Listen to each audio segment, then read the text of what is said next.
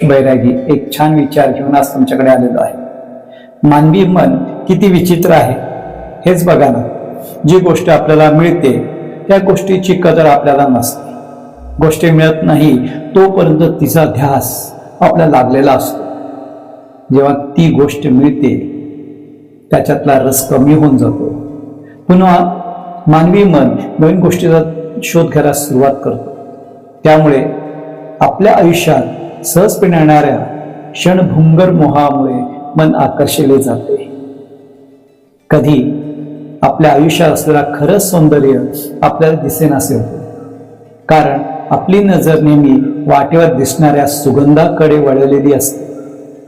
दाराशी लावलेला सोनचाफा आपल्या रोज दिसत असतो, त्याची काळजी आपण घेत असतो, पण त्या सवयीमुळे त्याचं मोलही कमी झालेलं असते। क्षणभंगुर नवीन भेटणारा मोगरा आपल्याला मन आकर्षित करून घेतो। त्यामुळे आपली वाट पाहत असलेला सोनचाफा आपण विसरून जातो। तो तक्रार करत नाही, तो शांतपणे कोमसतो।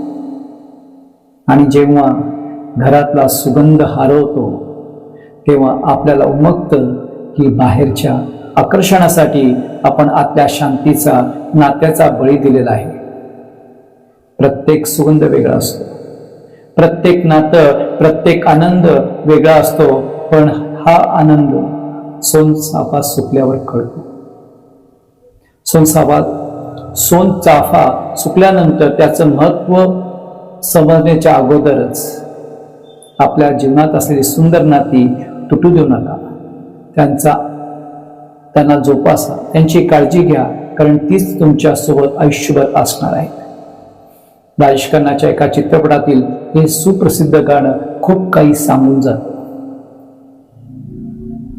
फूल खिलते हैं, लोग मिलते हैं, मगर पतझड़ में जो फूल मुरझाते हैं वो बहारों के आने से खिलते नहीं। कुछ लोग एक रोज बिछड़ जाते हैं, वो हजारों के आने से मिलते नहीं।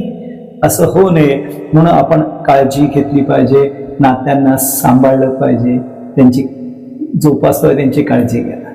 श्री स्वामी।